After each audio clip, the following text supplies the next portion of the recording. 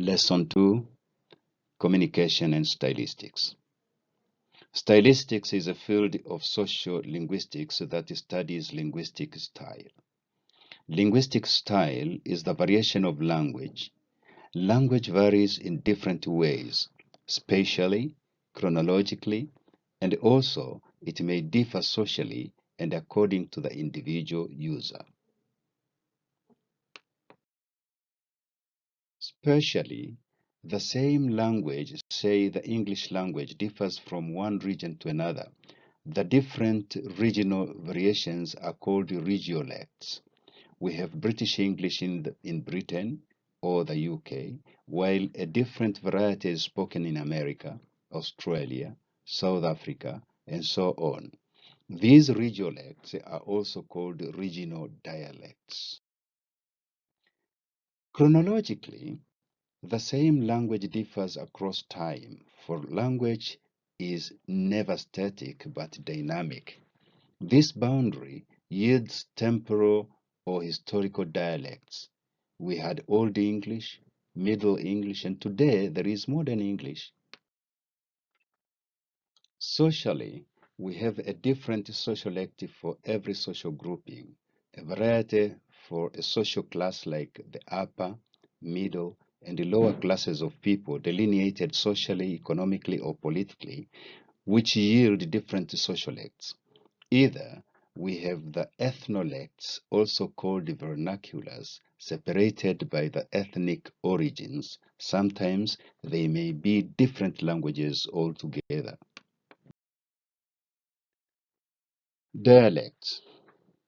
Dialects are varieties of language according to the user.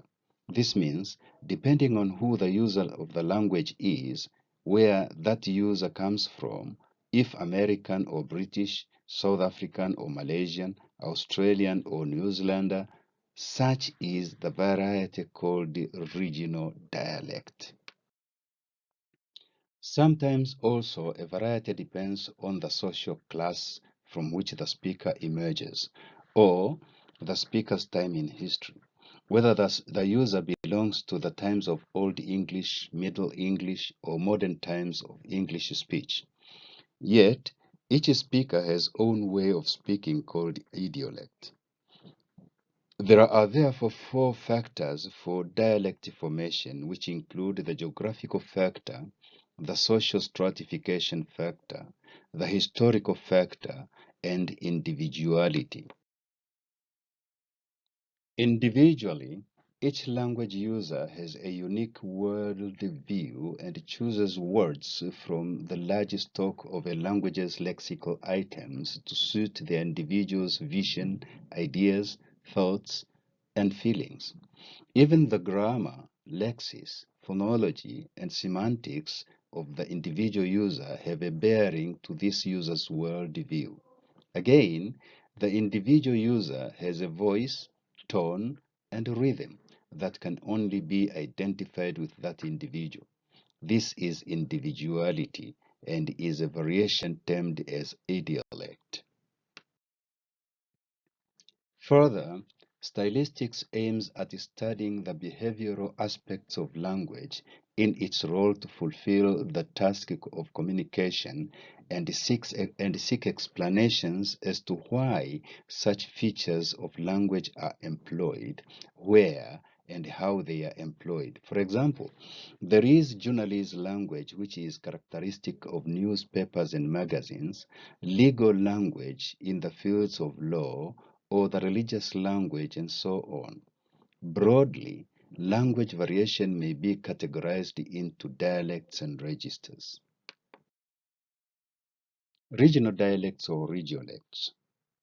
Regional dialect is formed due to the geographical extent of a language and interpolations incurred through cultural interaction. People from one geographical region will have linguistic features differing from those of another region. English regional dialects include the following: Welsh in Wales, Scottish in Scotland, Cockney in East London, Yiddish of American Jews, American English in America, Canadian English in Canada, Quebec English in Canada, British English in Britain, and so on. Temporal dialect. Looking back into history, languages have changed from one historic epoch to another. Germanic language changed to Gothic, then to Old Icelandic, to Old High German, to Old English, Middle English, and finally Modern English. The British people were conquered and ruled by the Celts who spoke Celtic for over 2 millennia. Some Celtic words survived in English to witness to this, mainly place names like Manchester, Leicester, and Lancaster. More Celtic words found their way into English through Irish, Cornish, Manx, and Scots Gaelic. The occupations continued with the Romans, Jutes, Saxons, and Angles, from which the words England and English originate. Also, the Danes of Denmark. See Nolan and Shale in 1999. Sociolects or social dialects. People of the same economic level develop their speech peculiar to their group. Others differ because of their education, cultural affiliation, or because of age, sex, and the like. Politically, the rulers and the ruled tend to speak differently. There are linguistic explanations for the variations, including vocabulary, grammar, pronunciation, and so on. These varieties of language are also known as social dialects or sociolects. The upper class. This is the class of the educated elite, the ruling elite, and the culturally and economically elevated. The class has members who are educated and their language is polished in the process of education. Their language follows filtered phonology, syntax, lexis, and semantic rules taught in schools. Their speech is dominant and is regarded as prestigious. It is well researched and forms the formal speech accepted in all forms of usage and is known as standard dialect. The middle class. The middle class has a language that leans towards the upper class, almost formal, but with interpolations from the lower class. They have a moderate education and their language is not very well polished. This language variety is marked with the use of euphemisms to avoid rudeness and the sharpness of certain vocabulary and phrases that would otherwise be considered by the upper class as uncultured or uncouth, which means not civilized. The lower class. This group of language users is normally poor, lack formal education, or have rudimentary or undeveloped education.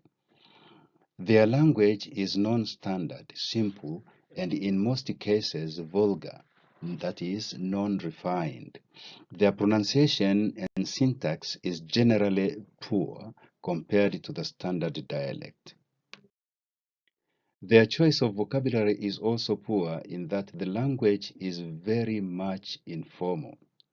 The language is characterized by contractions such as I'll, am, and can't.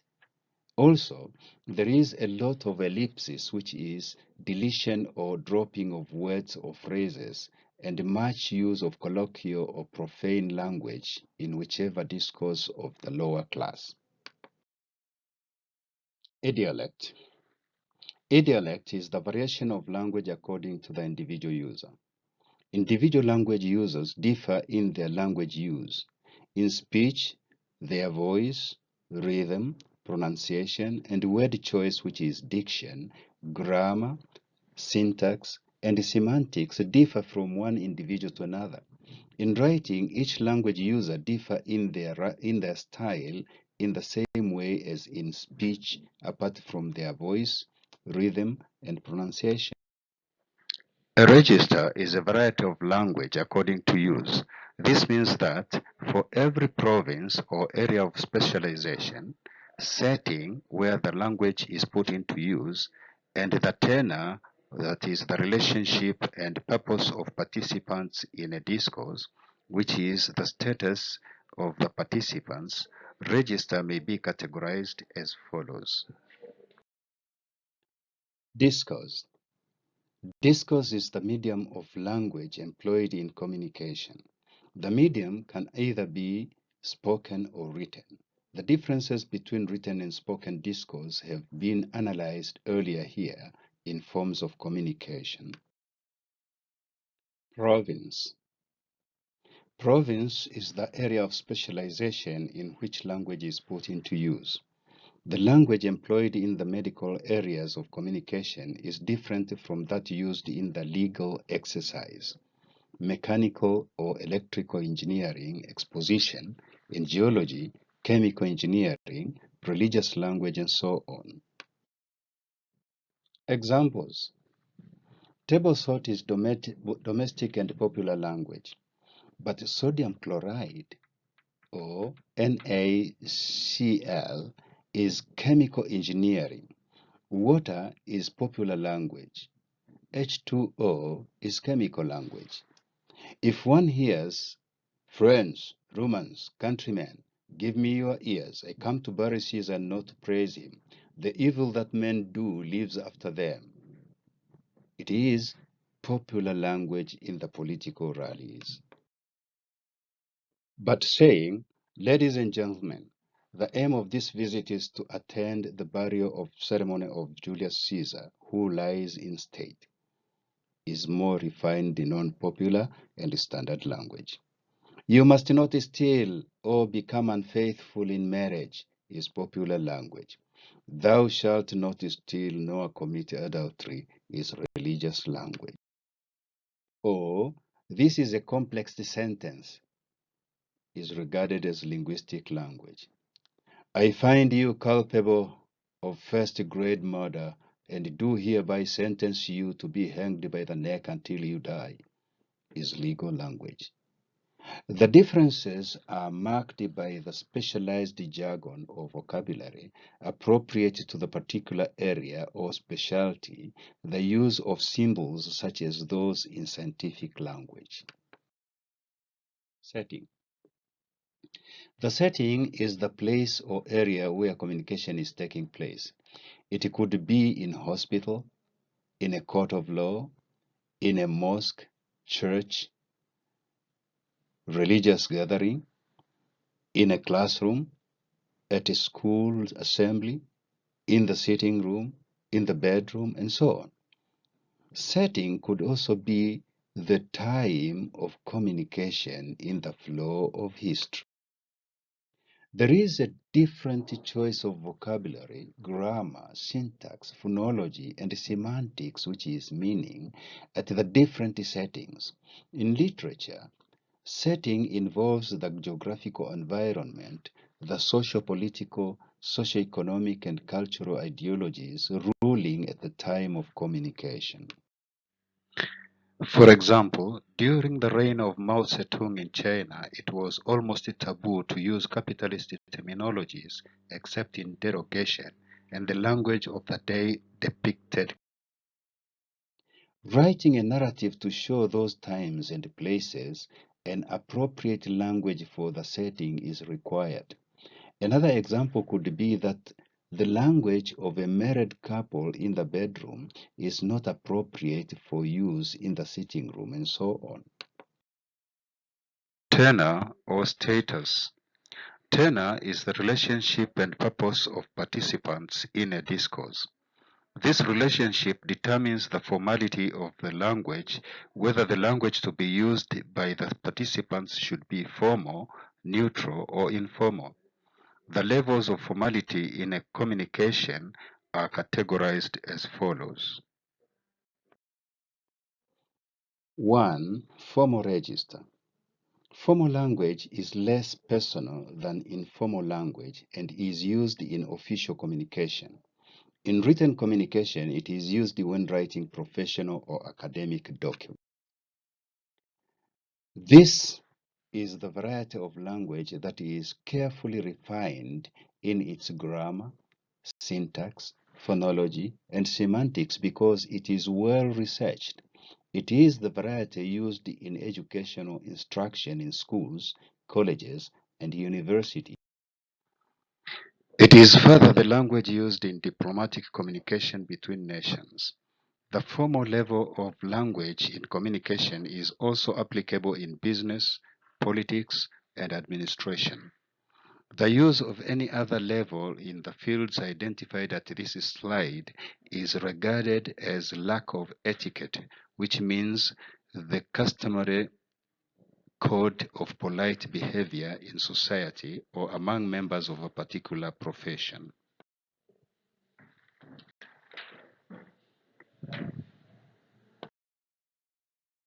2. Neutral register.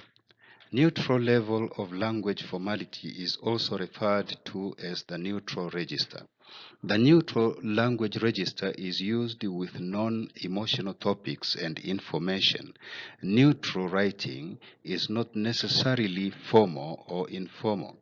It is usually neither positive nor negative.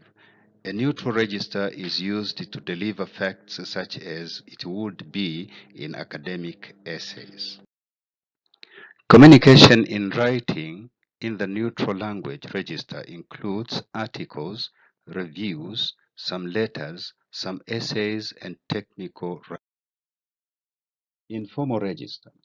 Informal language variety is the colloquial variety typical of spoken communication, which is spoken conversation.